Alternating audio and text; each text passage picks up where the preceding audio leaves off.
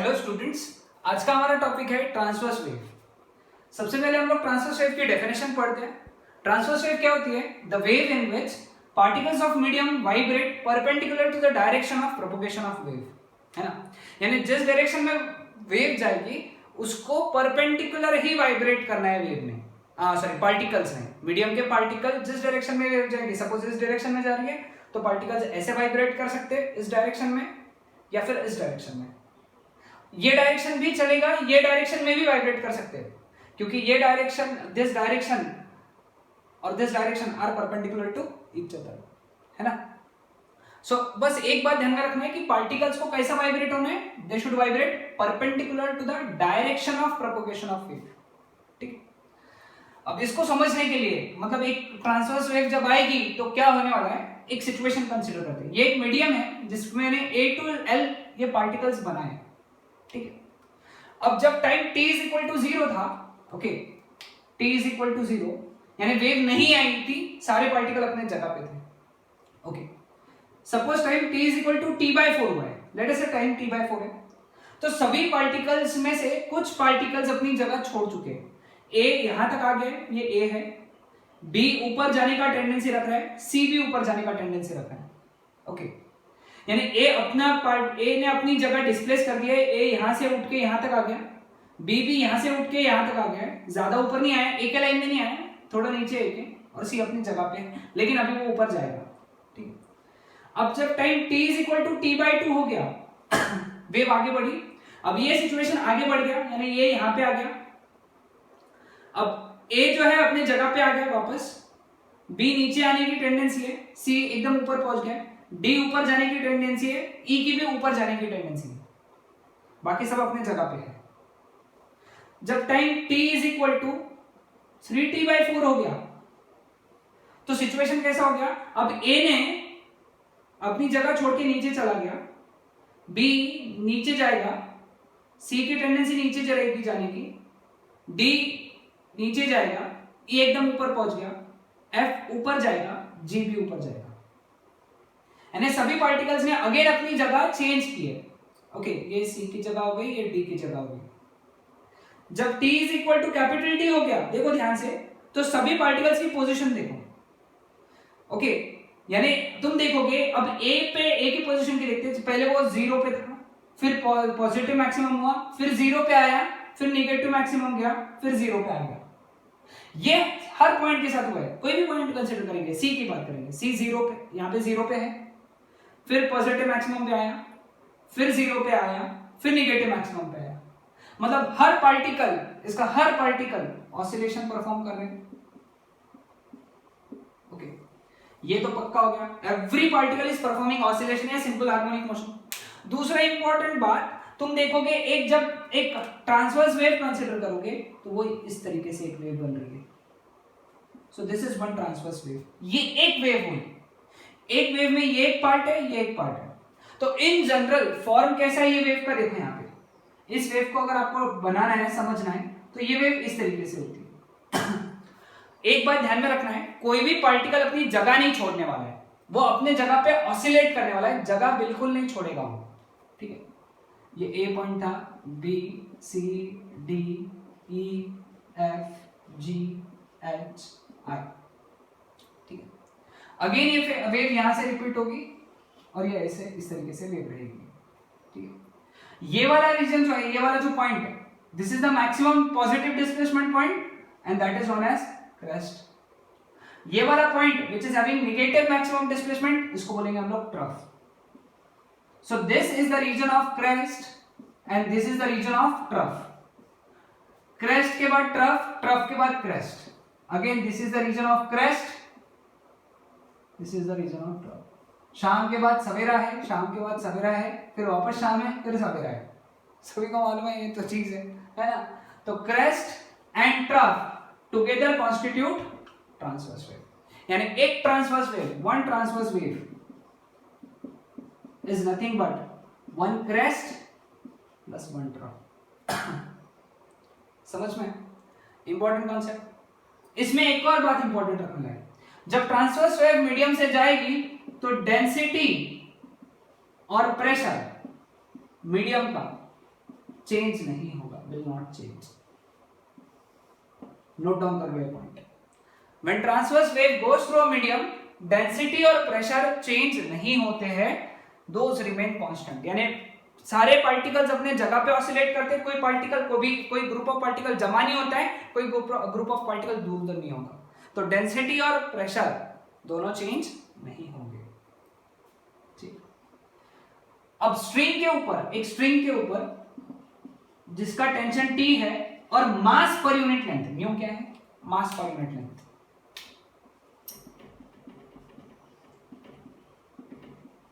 एक ऐसा स्ट्रिंग जिसका टेंशन कितना है T और मास पर यूनिट लेंथ म्यू है, उसकी स्पीड जो है, उसके ऊपर ट्रांसवर्स वेव की जो स्पीड रहेगी that would be √T by mu. ध्यान में रखना।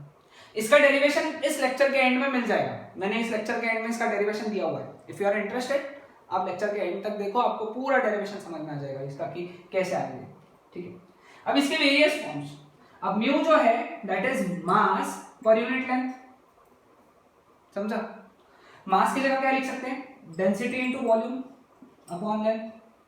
वॉल्यूम की जगह क्या लिख सकते हैं, area into length upon length, length cut. Area की जगह क्या लिख सकते हैं, पाई आर स्क्वायर, या फिर एरिया की जगह ये रहने दो तो रो इनटू ए आ जाएगा। तो यहां से अगर सब्स्टिट्यूट किया म्यू की जगह क्या सब्स्टिट्यूट करेंगे, रो इनटू ए, तो नया फॉर्मूला क्या बन जाएगा, √T बाय रो ए। तो ये दूसरा फॉर्मूला बन गया। हम लोग ये डिराइव करेंगे, ये फॉर्मेट है, इसको याद रखना है। सो क्लियर हो गया सबको यहां तक, कंसेप्ट क्लियर है? ओके। अब वेवलेंथ को कैसे डिफाइन करते हैं? ओके, ट्रांसवर्स वेव की wavelength is defined as the distance between two crest या फिर डिस्टेंस बिटवीन टू ट्रफ। ये दोनों वेवलेंथ है। The distance between two crest and the distance between two trough और the distance between two trough is known as wavelength. कुछ books में ये भी दिया हुआ है, the distance between adjacent crest and trough, this is also wavelength. ये भी है, एक क्रेस्ट और एक ट्रफ का ये जो डिस्टेंस है, इसको भी हम लोग क्या कहते हैं, वेवलेंथ। तो आया ध्यान में वेवलेंथ। तो wavelength lambda is defined as distance between two crest और the distance between two trough. ठीक है, अब हम लोग आएंगे डेरिवेशन पे। Okay, derivation of v is equal to √T by mu. Clear? तो डेरिवेशन के लिए हम लोग क्या करेंगे, एक पल्स कंसीडर करेंगे। सपोज ये एक पल्स है, ओके, स्ट्रिंग के ऊपर की पल्स है, पल्स, इसको पल्स भी कहते हैं। ठीक है, क्रेस्ट पार्ट दिख रहा है। ठीक है, अब अगर तुम यहां खड़े हो, इमेजिन करो तुम यहां खड़े हो, तो तुमको एक ऐसा सर्कल टाइप में दिख रहा है, और तुम अगर ये पॉइंट को देखने का कोशिश करोगे तो तुमको ये लगेगा कि भाई ये पॉइंट तो सर्कुलर मोशन परफॉर्म कर रहे हैं। ध्यान से समझना, अगर तुम पल्स के फ्रेम ऑफ रेफरेंस से देखोगे, पल्स के ऊपर खड़े रह के देखोगे, पल्स का फ्रेम ऑफ रेफरेंस है, इमेजिन करो तुम पल्स के ऊपर खड़े हो, तो तुम अगर देखोगे तो तुमको वो पॉइंट, दैट पॉइंट तुमको दिखेगा कि वो क्या परफॉर्म कर रहे हैं, सर्कुलर मोशन। लेकिन अगर तुम यहां से देखोगे उस पल्स को, तो तुमको क्या दिखेगा, वो पल्स तो अपने जगह पे, यानी ग्राउंड फ्रेम ऑफ रेफरेंस है, ग्राउंड फ्रेम ऑफ रेफरेंस से तुमको दिखेगा वो पल्स क्या परफॉर्म कर रहे हैं, सिंपल हार्मोनिक मोशन। लेकिन तुमको ध्यान में रखना है, तुम कैसे दिख रहे हो, from pulse frame of reference, तो this point is performing circular motion, let us say. ठीक है, अब ये इसके, सपोज ये इसका रेडियस है r और इसका लेंथ है लेट अस से डेल्टा l। ठीक है, इतना पार्ट जो सर्कुलर पार्ट बना, इसका लेंथ डेल्टा l है, और इस स्ट्रिंग का मास पर यूनिट लेंथ म्यू है। ठीक है, सपोज ये एंगल डेल्टा थीटा है, ये भी एंगल डेल्टा थीटा है। ठीक है, अब इस पॉइंट पे दो टेंशन के फोर्स हैं जो टेंजेंशियल एक्ट कर रहे हैं। क्लियर? अब ये टी के तुम देखोगे ये डेल्टा थीटा है, तो ये वाला भी एंगल डेल्टा थीटा रहेगा, तो ये वाला एंगल भी डेल्टा थीटा रहेगा। समझे? क्योंकि डेल्टा थीटा, ये डेल्टा थीटा, ये डेल्टा थीटा, अल्टरनेट एंगल्स। ये 90 माइनस डेल्टा थीटा, क्योंकि ये एंगल 90 डिग्री है, तो 90 माइनस डेल्टा थीटा। अब ये और ये भी परपेंडिकुलर है, तो ये कितना रहेगा फिर, डेल्टा थीटा। ठीक है, तो इस केस में ये कंपोनेंट क्या रहेगा टी का, टी सॉरी ये एक कंपोनेंट रहेगा इसका टी का, ये वाला एंगल डेल्टा थीटा रहेगा। तो ये कंपोनेंट रहेगा टी कॉस डेल्टा थीटा और ये रहेगा T sign delta theta. Again इसके लिए भी सेम प्रूफ कर सकते हैं हम लोग, ये रहेगा टी साइन डेल्टा थीटा और ये रहेगा टी कॉस डेल्टा थीटा। तो सेंटर के तरफ खींचने वाला रिस्टोरिंग फोर्स वो कितना है 2t साइन डेल्टा थीटा। ठीक है। नाउ अगर delta theta is very very small तो in that case sine delta theta is equal to delta theta. So we can also write this as restoring force is equal to t into two उधर लेके गया मैं delta theta. Okay, now ये देखोगे यहां पे ये एंगल 2 डेल्टा थीटा है, ये रेडियस है और ये आर्क लेंथ है delta L arc length, delta theta plus delta theta कितना हो गया 2 डेल्टा थीटा हो गया। तो angle is equal to arc length upon radius.